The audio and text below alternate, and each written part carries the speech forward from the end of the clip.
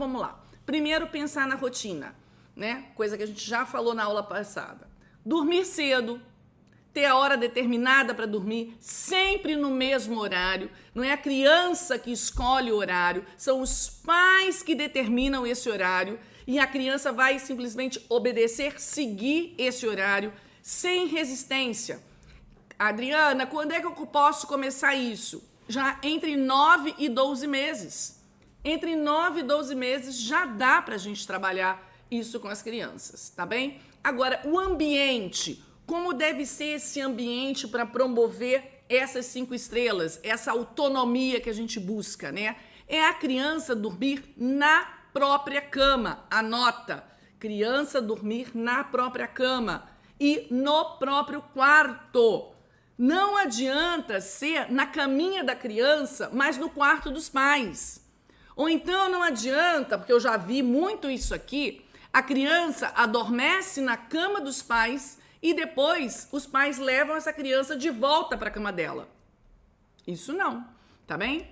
Para que a gente possa chegar na autonomia, é preciso que a criança durma, tá certo? Adormeça sem a presença de um adulto no quarto. Não pode ter presença de adulto no quarto.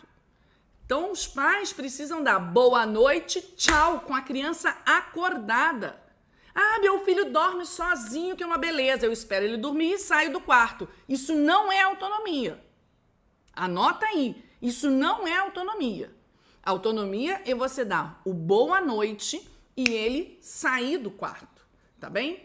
Depois, dormir a noite toda. E dormir a noite toda sem chamar os pais.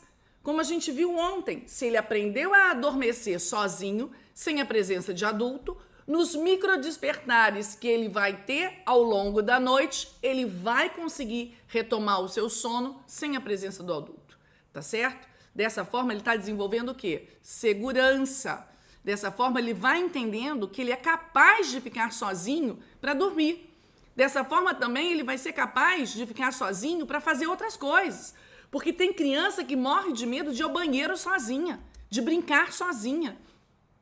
Morre de medo de ir para a escola, tá certo? E como é que a gente ajusta isso? No sono, na autonomia do sono, tá certo? Dormindo sozinha, a criança aprende a superar os seus medos.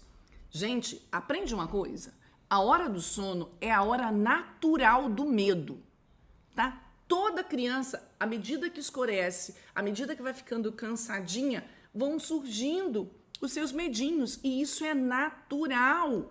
Tá bem? Então, essa é a melhor hora para você ajudar o seu filho a superar o medo, ao invés de reforçar o medo, ou até mesmo de aumentar o medo. A criança fala que está com medo com a primeira reação dos pais. Ah, então vem para minha cama. A criança fala que está com medo com a reação dos pais. Ah, eu vou ficar aí no quarto com você. Quando a gente reage dessa forma, o que a gente está querendo dizer? Olha, meu filho, você tem razão, você tem motivos para ter medo mesmo.